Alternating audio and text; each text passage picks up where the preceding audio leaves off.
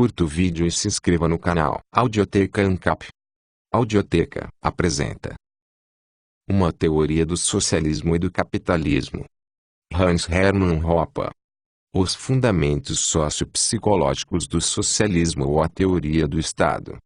Nos capítulos anteriores foi demonstrado que o socialismo enquanto sistema social que resulta em redistribuição de títulos de propriedade dos proprietários usuários e contratantes para os proprietários não usuários e não contratantes, acarretam necessariamente uma redução na produção de riqueza uma vez que o uso e a contratação de recursos são atividades onerosas cujo desenvolvimento é ainda mais oneroso se comparado com as alternativas disponíveis para os agentes. Em segundo lugar, tal sistema não pode ser defendido como uma ordem social justa ou correta sob o ponto de vista moral porque para argumentar dessa forma, na verdade, para argumentar sob qualquer condição, a favor ou contra qualquer coisa, seja uma posição moral, amoral, empírica ou lógico-analítica, se pressupõe necessariamente a validade da regra do primeiro que usa é o primeiro que possui da teoria natural da propriedade do capitalismo,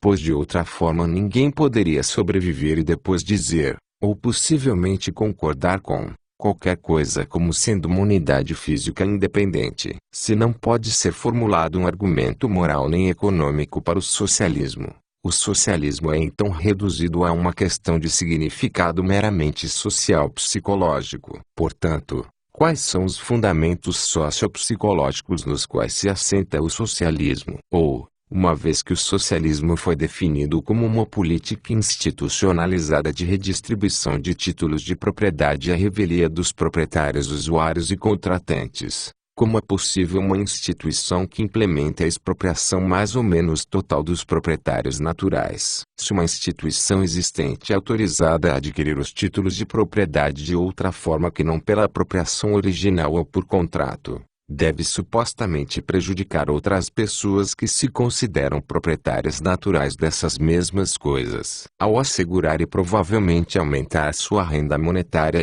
ou não monetária, se reduz a de outras pessoas, algo categoricamente diferente de uma situação que existe quando há uma relação contratual entre pessoas na qual ninguém ganha às custas dos outros, mas todos lucram, senão, simplesmente não haveria qualquer troca. Neste caso, se pode esperar uma resistência ao exercício dessa política. Essa inclinação para resistir pode, é claro, ser mais ou menos intensa, e pode mudar ao longo do tempo e se tornar mais ou menos evidente, além de apresentar uma maior ou menor ameaça à instituição que implementar a política de redistribuição. Mas contanto que isso exista, a instituição deve avaliá-la. Particularmente, deve avaliar com isso se considera que as pessoas que representam essa instituição são pessoas comuns que, como todo mundo, têm interesse não apenas de estabelecer a sua renda atual, renda esta que são capazes de assegurar por si próprias em suas funções como representantes de sua instituição, mas também aumentar tanto quanto possível essa renda, como, e este é precisamente o problema, elas podem estabelecer e possivelmente aumentar a sua renda a partir de trocas não contratuais, embora isso necessariamente produza vítimas e, ao longo do tempo, aumente o número de vítimas, ou de vítimas que serão cada vez mais prejudicadas. A resposta pode ser dividida em três partes que serão discutidas uma de cada vez. 1. Pela violência agressiva. 2. Corrompendo as pessoas ou deixá-las ou, melhor, uma parte delas, usufruir das receitas coercivamente expropriadas dos proprietários naturais das coisas. E 3. Corrompendo as pessoas ou deixá-las, ou uma parte delas, participar de uma política específica de expropriação a ser adotada para garantir a sua própria existência. Qualquer instituição que impõe uma teoria socialista da propriedade deve depender da ameaça contínua de violência. Qualquer instituição que ameaça as pessoas que estão relutantes em aceitar as apropriações não contratuais de sua propriedade natural com agressão física, prisão, escravidão ou até mesmo morte, deve cumprir, se necessário, essas ameaças, a fim de continuar digno de confiança como o tipo de instituição que é. Uma vez que se está lidando com uma instituição, isto é, Uma organização que desenvolve tais ações em bases regulares, é quase autoexplicativo que ela se recuse a chamar de agressão às suas próprias práticas e, em vez disso, adote um nome diferente para essas ações com conotações neutras ou, provavelmente, até mesmo positivas. De fato, seus representantes não devem nem mesmo pensar que eles mesmos sejam agressores quando agem em nome dessa organização. No entanto, não são os nomes ou termos que importam aqui ou em outra parte, mas o que eles realmente significam. Sobre o conteúdo de suas ações, a violência é a pedra angular da existência do socialismo enquanto instituição. E para não deixar margem a qualquer mal-entendido, a violência na qual se assenta o socialismo não é o tipo de violência que um proprietário natural das coisas usaria ou ameaçaria usar contra invasores agressivos de sua propriedade. Não se trata de uma ameaça defensiva em relação a um assassino em potencial para, digamos, sujeitá-lo à pena de morte caso ele, de fato, matasse alguém. Em vez disso, é uma violência agressiva dirigida contra vítimas inocentes. Uma instituição que implementa o socialismo se alicerça, literalmente, na ameaça representada por um assassino em potencial contra pessoas inocentes, ou seja, pessoas que não infligiram qualquer dano físico a ninguém, que irá matá-las caso não cumpram suas exigências ou apenas por diversão. De qualquer modo, não é nada difícil reconhecer a verdade do que foi apresentado. Para fazê-lo só é necessário pensar num boicote em qualquer relação de troca com os representantes do socialismo porque essa troca, independentemente dos motivos, não parece mais ser lucrativa. Deveria ser evidente que num sistema social baseado na teoria natural da propriedade, sob o capitalismo, qualquer um teria o direito de, a qualquer momento, realizar um boicote, desde que fosse, de fato, a pessoa que se apropriou das coisas em questão ao utilizá-las antes que alguém o fizesse ou que as adquiriu contratualmente de um proprietário anterior. Porém, por mais que as pessoas ou instituição pudessem ser afetadas por esse boicote, teriam que tolerá-lo e sofrer silenciosamente ou então tentar persuadir aquele que boicota a desistir de sua posição oferecendo-lhe uma oferta mais lucrativa. Mas isso não acontece com uma instituição que coloca em prática as ideias socialistas em relação à propriedade. Tente, por exemplo, interromper o pagamento dos impostos ou tornar o pagamento futuro dos impostos dependente de certas mudanças ou melhorias nos serviços que a instituição fornece como retorno pelos tributos pagos. Você seria multado, agredido, preso ou talvez sofresse coisas ainda piores. Ou, para usar um outro exemplo, tente ignorar as regulações das instituições ou controle os impostos sobre a sua propriedade. Isto é, tente insistir na questão de que você não concorda com essas limitações sobre o uso de sua propriedade e que você não violaria a integridade física da propriedade de terceiros ao ignorar essas imposições e, portanto, que você tem o direito de secessão em relação àquela jurisdição, de cancelar a sua adesão como membro, e a partir daí lidar com ela em pé de igualdade, como se fosse uma relação entre duas instituições privilegiadas. Mais uma vez, provavelmente sem ter agredido ninguém através de sua secessão, essa instituição viria e violaria você e a sua propriedade, e não hesitaria em acabar com a sua independência. Na verdade, se assim não o fizesse, deixaria de ser o que é. Seria renunciar àquilo que é e se tornar um proprietário de propriedade privada a regular ou uma associação contratual desses proprietários. Só existe o socialismo porque não há renúncia sob qualquer condição. De fato, e é por isso que o título deste capítulo sugeriu que a questão sobre os fundamentos sociopsicológicos do socialismo é idêntica àquelas dos fundamentos do Estado. Se não houvesse instituições impondo as ideias que socialistas sobre a propriedade, não haveria espaço para um Estado, pois um Estado não é nada mais do que uma instituição erigida com impostos e uma não solicitada interferência não contratual do destino que os privados podem dar ao uso de sua propriedade natural. Não pode haver socialismo sem um Estado, e na medida em que há um Estado, há socialismo. Portanto, O Estado é a própria instituição que coloca o socialismo para funcionar. E como o socialismo se assenta na violência agressiva dirigida contra vítimas inocentes, a violência agressiva é a natureza de qualquer Estado. Mas o socialismo, ou o Estado como a incorporação das ideias socialistas, não se assenta exclusivamente na agressão. Os representantes do Estado não se envolvem unicamente em atos agressivos para estabelecer suas rendas, muito embora sem isso não haveria qualquer Estado. Na medida em que a relação entre o Estado e os proprietários da propriedade privada é exclusivamente parasítica, e as atividades dos representantes do Estado consistem inteiramente em interferências não solicitadas nos direitos de propriedade de terceiros destinadas a aumentar a renda do Estado às custas da correspondente redução da renda dos proprietários, e esses agentes do socialismo não fazem nada além de consumir a sua renda em seus próprios objetivos privados, então, as chances de crescimento do Estado e da disseminação do socialismo são, no mínimo, muito limitadas e restritas. Certamente, um homem ou um grupo de homens, dotados de energias agressivas suficientes podem despertar medo em alguém e, provavelmente, até mesmo em alguns outros, ou num grupo mais numeroso de homens que, por quaisquer motivos, não possui essa característica e pode estabelecer uma relação estável de exploração. Mas é impossível explicar o fato característico de todos os estados e de todo o sistema social socialista,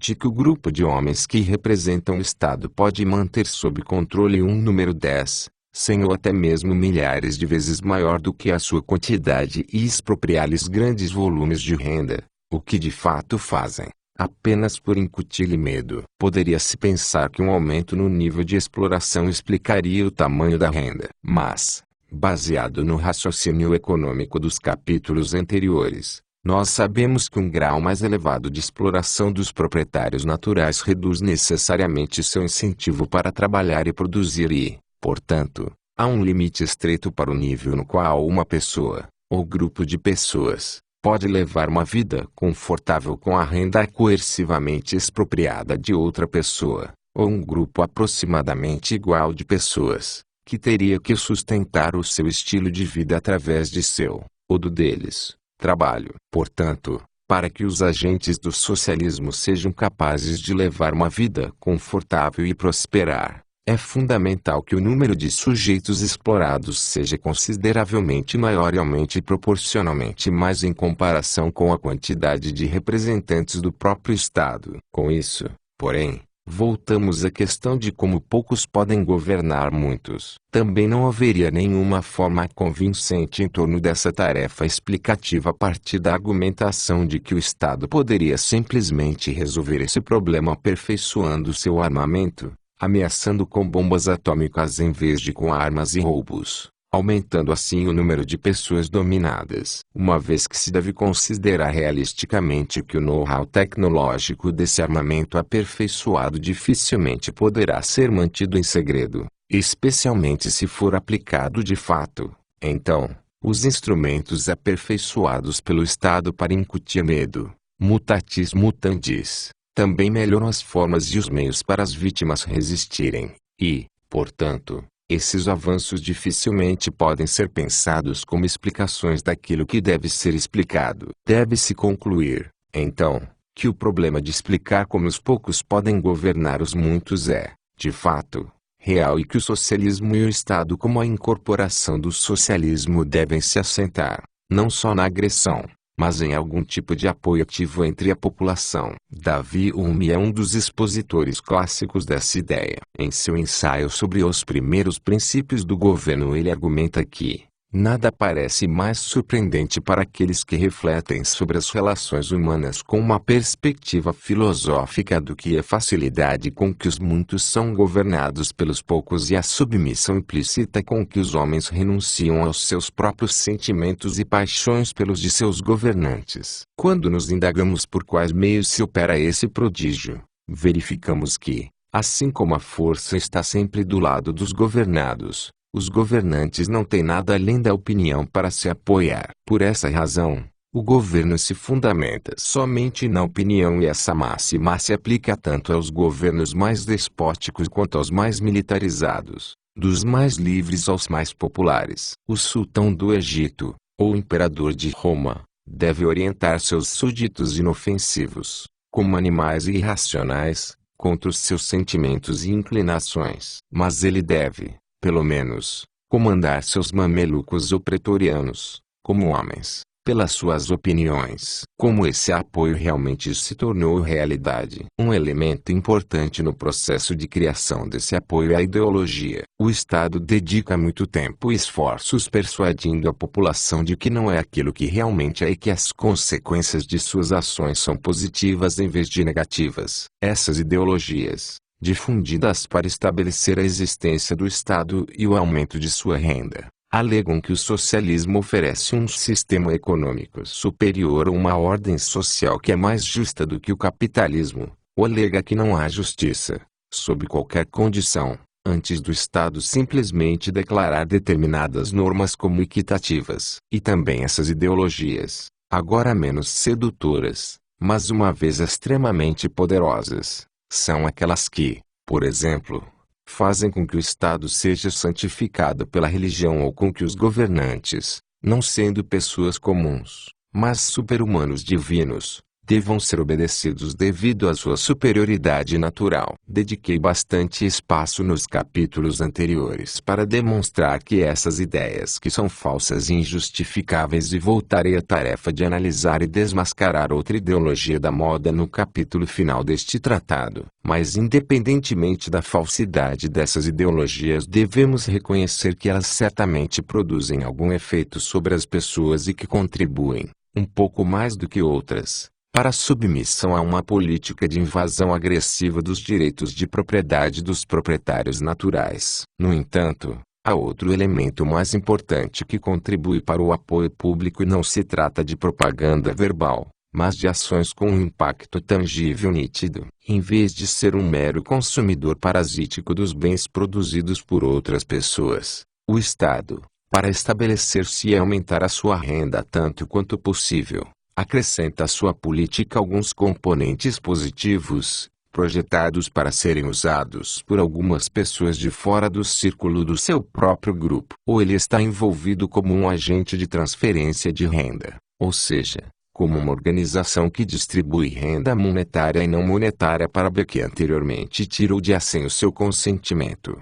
Naturalmente, depois de subtrair uma taxa de execução para o ato nunca gratuito dessa transferência, ou se envolve na produção de bens e serviços utilizando os meios expropriados anteriormente dos proprietários naturais e assim contribui com algo de valor para os usuários / compradores / consumidores desses bens. De ambas as formas, o Estado cria apoio para sua função. Os beneficiários da transferência de rendas, tanto quanto os usuários, consumidores dos bens e serviços estatais, tornam-se dependentes em graus variados com a continuação de uma determinada política de Estado relativa às rendas atuais, e a inclinação para resistir ao socialismo incorporado na regra estatal é, consequentemente, reduzida. Mas isso é somente a metade do cenário. As conquistas positivas do Estado não são realizadas simplesmente para fazer algo de bom para algumas pessoas, como, por exemplo,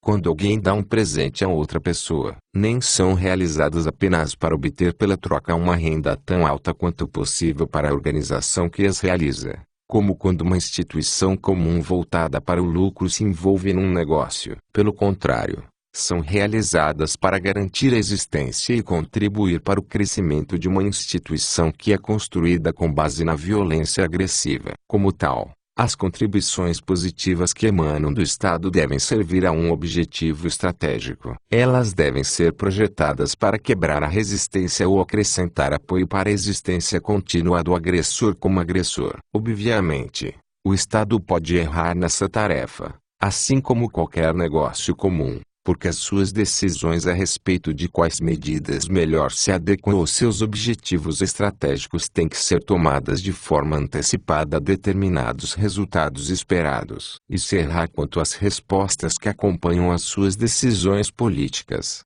em vez de aumentá-la, a sua renda pode cair, comprometendo a sua própria existência. Assim como uma instituição com fins lucrativos pode incorrer em prejuízos ou até mesmo falir caso o público não queira deliberadamente comprar aquilo que se esperava comprar. Mas somente se for compreendido o objetivo estratégico peculiar das transferências estatais e da produção estatal quando comparado com as transferências ou produção privadas é que será possível explicar os típicos padrões estruturais recorrentes das ações do Estado, e explicar por que, em geral e de maneira uniforme, os estados preferem entrar em certos ramos de atividades em vez de outras. Quanto ao primeiro problema, não faz sentido para um estado explorar cada indivíduo na mesma medida, uma vez que isso faria com que todos se voltassem contra a instituição, reforçando a solidariedade entre as vítimas, e, em todo o caso, não seria uma política que encontraria muitos novos amigos. Também não faz sentido para um Estado conceder seus benefícios a todos igualmente e indiscriminadamente, pois se o fizesse, as vítimas continuariam sendo vítimas, embora talvez num grau menor. E haveria, então, menos renda disponível para ser distribuída às pessoas que realmente lucram com a ação do Estado e cujo maior apoio poderia ajudar a compensar a falta de apoio das pessoas vitimizadas. Em vez disso, a política estatal deve ser, e realmente é, orientada pelo lema divide et impera, dividir e governar, tratar as pessoas de maneira diferente, julgá-las umas contra as outras, explorar um grupo provavelmente menor e favorecer outro grupo possivelmente maior às custas do primeiro, e assim contrabalançar o aumento do ressentimento ou a resistência de alguns pelo aumento do apoio a outros. A política, como a política de um Estado, não é a arte de fazer o possível, como o estadista prefere descrever seu negócio. É a arte, erigida sobre um equilíbrio de terror, de ajudar a estabelecer o rendimento estatal num nível tão alto quanto possível por meio da discriminação popular e de um esquema discriminatório popular de distribuição de favores. Na verdade, uma instituição com fins lucrativos também pode se envolver em políticas comerciais discriminatórias, mas é dispendioso agir dessa maneira e seguir uma política discriminatória de empregos. Não vender de forma indiscriminada para qualquer um que esteja disposto a pagar o preço fixado para um determinado serviço ou produto. Por isso, há um incentivo econômico para impedir essa ação. Por outro lado, existe para o Estado todo o incentivo do mundo para se envolver nessas práticas discriminatórias. Em relação aos tipos de serviços oferecidos preferencialmente pelo Estado, claramente, o Estado não pode produzir tudo. Não pelo menos na mesma medida, pois se tentasse fazê-lo seu rendimento realmente cairia, como o Estado só pode se apropriar daquilo que, de fato, foi produzido anteriormente pelos proprietários naturais, e o incentivo para produzir qualquer coisa no futuro desapareceria quase completamente num sistema de socialização de todos os aspectos. Portanto, ao tentar implementar o socialismo, é de suma importância que um Estado se envolva e se concentre na produção e na oferta desses bens e serviços, e, mutatis mutandis, conduzir os concorrentes privados para fora da competição nesses ramos de atividades produtivas e, desse modo, monopolizar a sua oferta, que são estrategicamente relevantes para impedir ou suprimir qualquer revolta, rebelião ou revolução atual. Assim, todos os Estados, alguns de forma mais ampla do que outros, mas todo Estado num grau considerável, sentiram a necessidade de, por um lado, ter em suas mãos o sistema de educação, e também administram diretamente as instituições educacionais ou controlam indiretamente essas instituições ao fazer com que essa atividade privada seja dependente de uma licença estatal, garantindo dessa forma que elas funcionem dentro de uma estrutura pré-definida de orientações estabelecidas pelo Estado. Juntamente com um período continuamente prolongado de escolaridade obrigatória, isso dá ao Estado uma vantagem tremenda na concorrência entre diferentes ideologias pelas mentes das pessoas. A concorrência ideológica que pode constituir uma séria ameaça à regra estatal pode,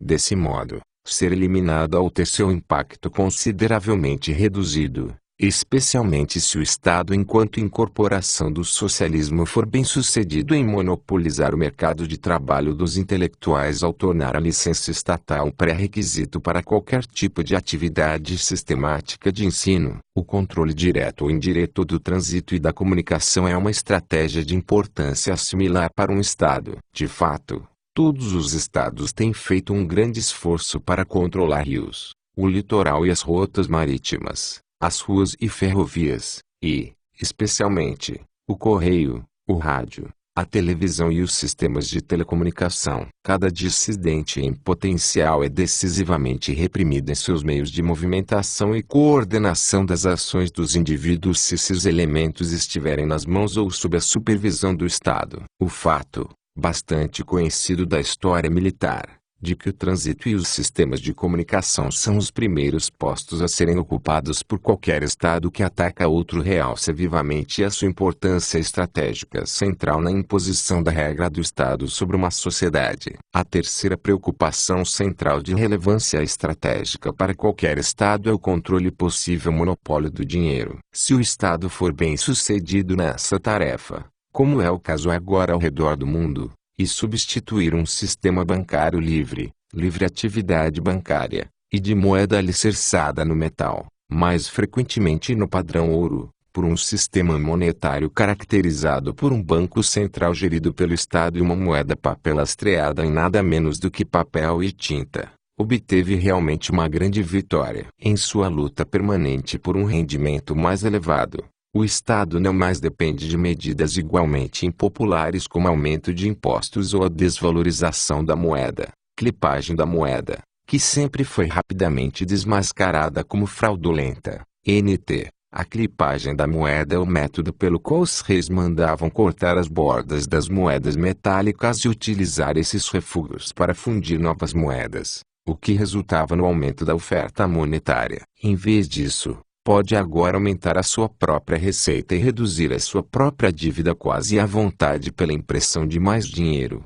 uma vez que o dinheiro adicional é colocado em circulação antes das consequências inflacionárias dessa prática terem se manifestado ou terem sido antecipadas pelo mercado. Em quarto e último está o setor da provisão de segurança, polícia, defesa e justiça. De todos os bens e serviços fornecidos ou controlados pelo Estado, essa é provavelmente a área de maior importância estratégica. De fato, é de grande importância para qualquer Estado obter o controle dessa área, proibir os concorrentes de monopolizar essas atividades. E é assim que o Estado e o provedor da lei e da ordem têm sido regularmente considerados como sendo sinônimos. Equivocadamente, é claro, pois o Estado deve ser corretamente descrito como uma instituição de agressão organizada que tenta somente parecer um produtor comum a fim de continuar agredindo os inocentes proprietários naturais. Mas o fato de que essa confusão existe é amplamente compartilhada pode ser explicada pela referência à observação de que todos os Estados precisam monopolizar a provisão de segurança devido à sua importância estratégica central e, consequentemente, esses dois termos, tão diferentes no que se refere ao seu significado intencional, têm realmente o mesmo significado ampliado. Não é difícil verificar porque, a fim de estabelecer a sua existência, um Estado não pode, sob quaisquer circunstâncias, deixar a provisão de segurança nas mãos de um mercado de proprietários privados. Uma vez que o Estado se assenta basicamente na coerção, é necessário que haja forças armadas. Infelizmente, isto é, para qualquer Estado, existem outros Estados armados, o que significa que há um controle sobre o desejo do Estado a exercer o seu domínio sobre a população e, desse modo, aumentar a receita da qual se apropriou mediante exploração. É desastroso para um dado Estado que esse sistema de Estados concorrentes também implique que cada Estado em particular seja um tanto limitado em relação ao grau em que pode explorar as suas próprias vítimas,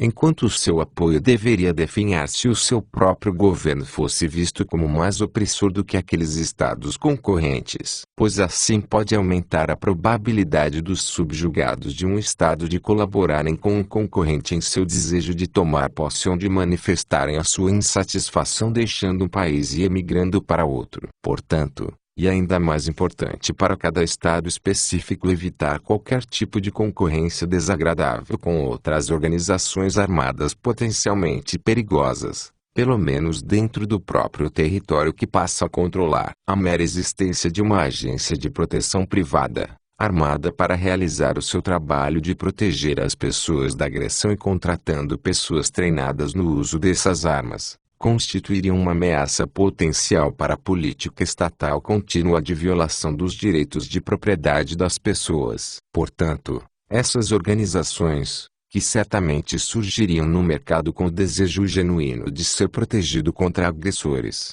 são zelosamente proibidas e o Estado usurpa para si essa função e a coloca sob seu controle monopolístico. Na verdade, em todos os lugares os Estados são altamente intencionados para proibir ou pelo menos controlar até a simples posse de armas por cidadãos privados, e a maioria dos Estados tem sido bem-sucedida nessa tarefa, pois um homem armado é claramente mais do que uma ameaça a qualquer agressor do que um homem desarmado. Isso oferece muito menos risco para o Estado manter tudo pacificamente enquanto continua com seus atos de agressão, pois as armas que poderiam ser usadas para alvejar o tributador estão fora de alcance de todos, menos do próprio tributador. Com relação ao sistema judicial, as questões são muito semelhantes. Se o Estado não monopoliza a provisão dos serviços judiciais, seria inevitável que, mais cedo ou mais tarde, provavelmente mais cedo, o Estado viria a ser considerado uma instituição injusta,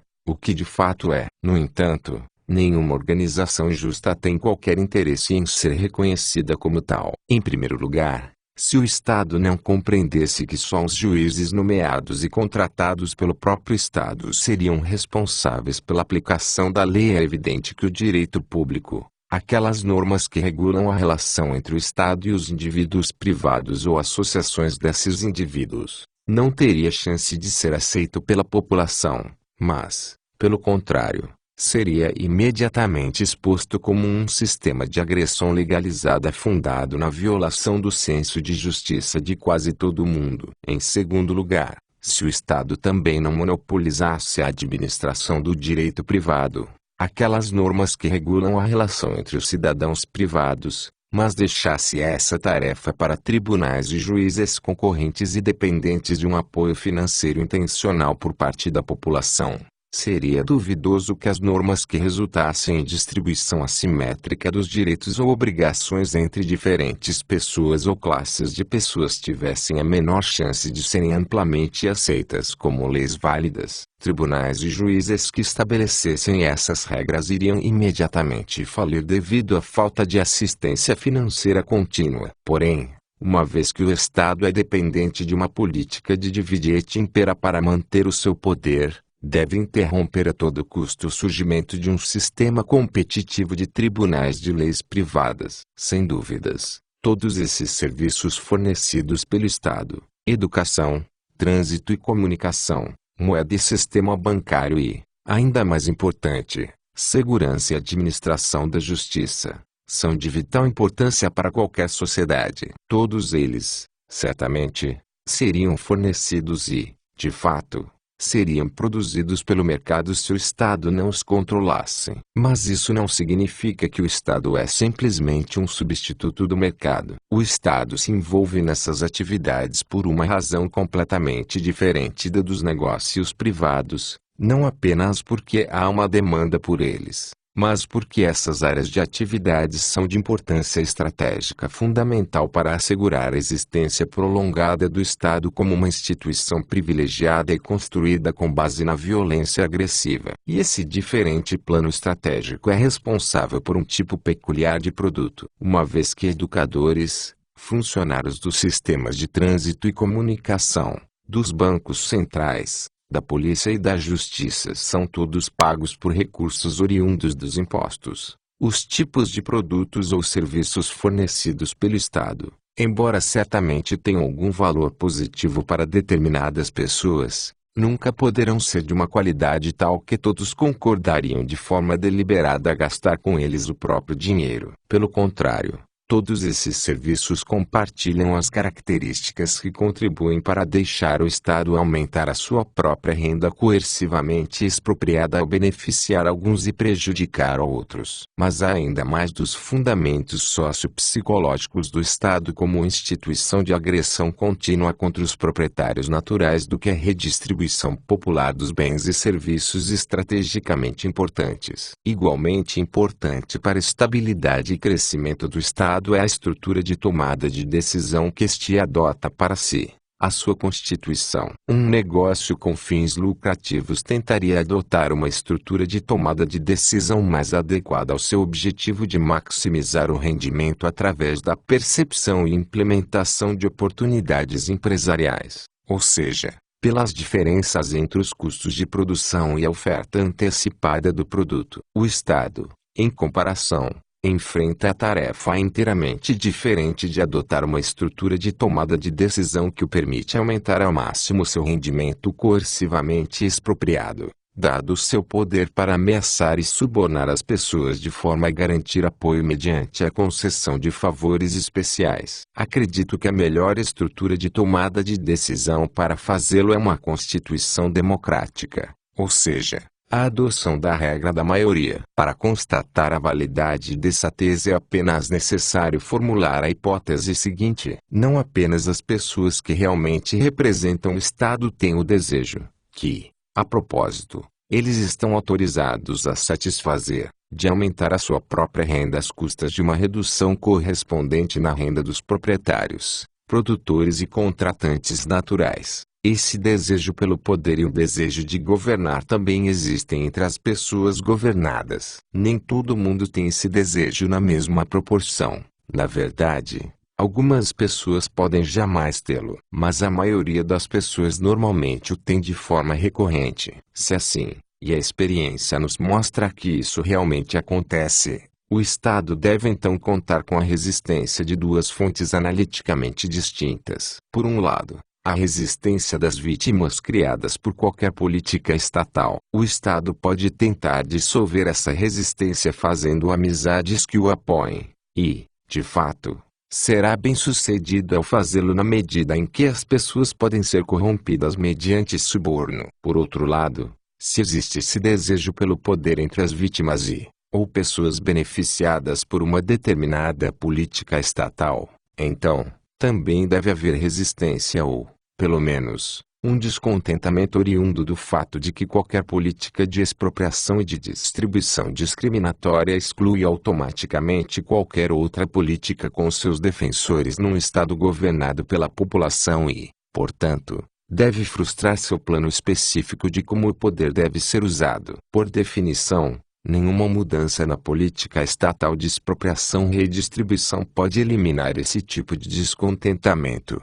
Assim como qualquer mudança excluiria necessariamente uma política diferente. Portanto, se o Estado quer fazer algo para reduzir a resistência, decorrente da frustração de seu desejo de poder, que resulta de qualquer política, só pode fazê-lo adotando uma estrutura de tomada de decisão que minimize a decepção de potenciais detentores do poder, ao tornar acessível um esquema popular de participação na tomada de decisão para que todo mundo que deseje a sua política específica de poder possa esperar ter uma chance no futuro. Essa é precisamente a função de uma democracia, uma vez que é baseada no respeito pela maioria. É por definição uma constituição popular para a tomada de decisão. E na medida em que realmente torna acessível para todo mundo a chance de fazer lobby para seu próprio plano de controle de poder em intervalos regulares, reduz ao máximo o atual desejo frustrado de poder através da perspectiva de um futuro melhor. Ao contrário do mito popular, a adoção de uma constituição democrática não tem nada a ver com liberdade ou justiça. Certamente, como o Estado limita a si mesmo no uso da violência agressiva quando se envolve na oferta de alguns bens e serviços positivamente avaliados, desse modo, aceita restrições adicionais quando os governantes de turno submetem-se ao controle da maioria daqueles que estão sendo governados. Porém, apesar do fato de que essa restrição cumpre a função positiva de satisfazer determinados desejos de certas pessoas pela redução da intensidade do desejo frustrado de poder, em hipótese alguma significa que o Estado renuncia à sua posição privilegiada como uma instituição de agressão legalizada. Pelo contrário, democratizar o Estado é uma medida de organização tomada para o objetivo estratégico de racionalizar o exercício do poder, aumentando assim a quantidade de rendimentos a ser agressivamente expropriada dos proprietários naturais. A forma do poder é alterada, mas a regra da maioria também é uma agressão. Num sistema baseado na teoria natural da propriedade, sob o capitalismo, a regra da maioria não desempenha, e não pode desempenhar, qualquer função, obviamente, à exceção do fato de que, se for aceita, ninguém poderia aderir a uma associação, como um clube desportivo ou uma associação de defensores dos animais, adotando a regra da maioria cuja jurisdição é aceita deliberadamente pelos membros como obrigatória pela duração de sua associação. Nesse sistema, só são válidas as regras de apropriação original de bens através do uso ou da apropriação contratual de proprietários anteriores. Apropriação por decreto ou sem o consentimento do proprietário usuário anterior, independentemente se foi executada por um autocrata, uma minoria, contra uma maioria, ou por uma maioria contra uma minoria, é, sem exceção, um ato de violência agressiva. O que distingue uma democracia de uma autocracia, monarquia ou oligarquia não é que a democracia signifique liberdade enquanto os outros significam agressão. A diferença entre eles reside unicamente nas técnicas utilizadas para administrar, transformar e canalizar a resistência popular alimentada pelo desejo frustrado de poder. O autocrata não permite que a população influencie a política por qualquer meio regular formalizado, muito embora ele também deva prestar atenção à opinião pública a fim de firmar a sua existência. Portanto, um autocrata é caracterizado pela ausência de um mercado institucionalizado para potenciais detentores do poder. Por outro lado, uma democracia tem exatamente esse tipo de instituição. Ela permite que as maiorias, formadas de acordo com certas regras formalizadas, influenciem mudanças regulares na política. Consequentemente, se o frustrado desejo de poder se tornar mais tolerável quando houver um mercado para ele, haverá então menos resistência ao governo democrático do que em relação ao poder autocrático. Esta importante diferença sociopsicológica entre os regimes autocráticos e democráticos foi magistralmente descrita por Bertrand de Jouvenel, do século XII ao século XVIII. O poder público não cessou de aumentar. O fenômeno era reconhecido por todas as testemunhas. Evocava protestos sempre renovados e reações violentas. Desde então, ele continuou a crescer num ritmo acelerado, estendendo a guerra à medida em que ele próprio se estendia. Então, não reconhecemos mais, não protestamos mais, não reagimos mais. Essa passividade inteiramente nova é devida à bruma que envolve o poder. Antigamente, ele era visível, manifestado na pessoa do rei, que se declarava um senhor e cujas paixões eram conhecidas. Hoje, mascarado por seu anonimato, ele pretende não ter existência própria, ser apenas um instrumento impessoal e sem paixão da vontade geral. Por uma ficção, que uns chamam uma abstração, afirma-se na vontade geral, e na realidade emana dos indivíduos investidos de poder público, emana de um ser coletivo, a nação, da qual os governantes seriam apenas os órgãos. Aliás, estes sempre se empenharam em fazer penetrar essa ideia nos espíritos dos povos. Eles compreenderam que era um meio eficaz de fazer aceitar o seu poder ou a sua tirania. Hoje, como sempre, o poder é exercido por um conjunto de homens que dispõem da casa de máquinas. Esse conjunto constitui o que chamam o poder, e sua relação com os homens é uma relação de comando. O que mudou é que ao povo foram dados meios cômodos de mudar os principais participantes do poder. Em certo sentido, o poder acha-se enfraquecido, pois, entre as vontades que pretendem dirigir a vida social, o eleitorado pode, em certas épocas, fazer a sua escolha. Mas, ao abrir a todas as ambições a perspectiva do poder, Esse regime facilita muito sua extensão. Sob o antigo regime, os espíritos capazes de exercer uma influência,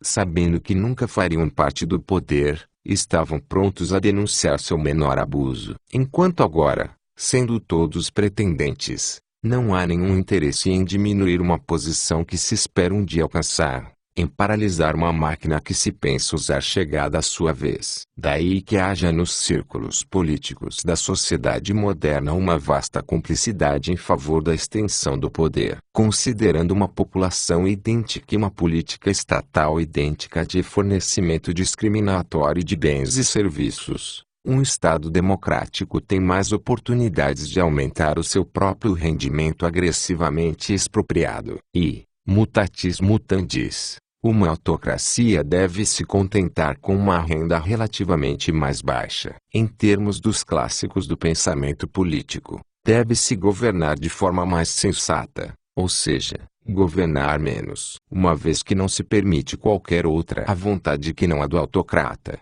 talvez a dos seus conselheiros imediatos, para conquistar poder ou influenciar a política em bases regulares. O seu exercício de poder parece menos tolerável para aqueles que são governados. Portanto, a sua estabilidade só pode ser assegurada se o grau geral de exploração adotado pelo Estado for relativamente reduzido. A situação ao longo dos últimos 2 séculos ilustra vividamente a validade dessa tese. Durante esse tempo, experimentamos uma quase universal substituição de regimes relativamente democráticos para sistemas relativamente autocrático-monárquicos. Até a Rússia soviética é notavelmente mais democrática do que a Rússia czarista jamais foi. De mãos dadas com essa mudança, começou um processo nunca antes experimentado considerando a sua rapidez e dimensão.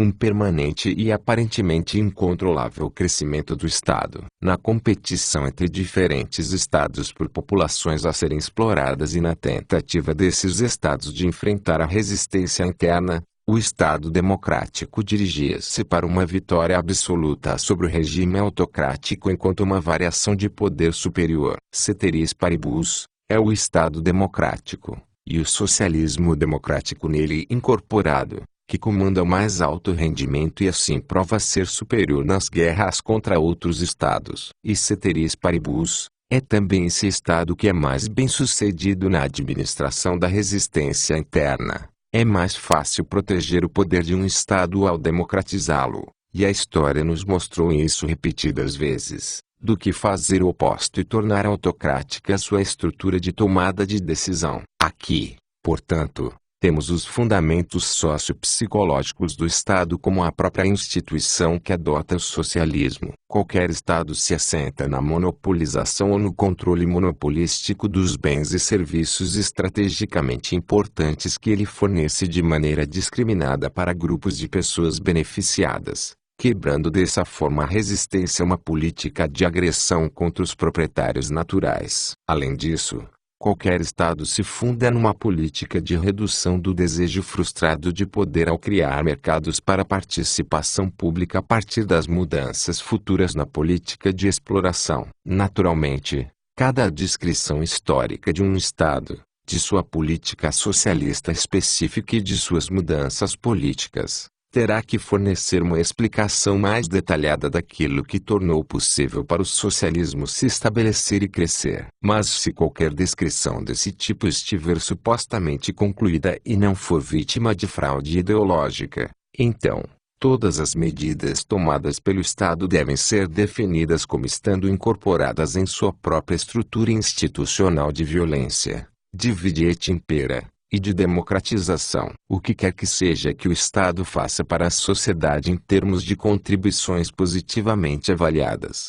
e por maiores ou menores que possam ser a dimensão dessas contribuições, se o Estado oferece ajuda para mães trabalhadoras com crianças dependentes ou dá assistência médica e se envolve na construção de estradas e de aeroportos, se concede benefícios para fazendeiros ou estudantes e se dedica a fornecer serviços educacionais, infraestrutura social, moeda, aço, paz, ou até mesmo se faz tudo isso e mais, Seria completamente falacioso enumerá-las e deixar por isso mesmo. O que deve ser dito além disso é que o Estado nada pode fazer sem antes realizar a expropriação não contratual dos proprietários naturais. Suas contribuições para o estado de bem-estar social nunca são um presente comum, mesmo se dado gratuitamente, porque aquilo que é distribuído, em primeiro lugar, não pertence legitimamente ao Estado. Se o Estado vender os seus serviços a preço de custo, ou mesmo com algum lucro,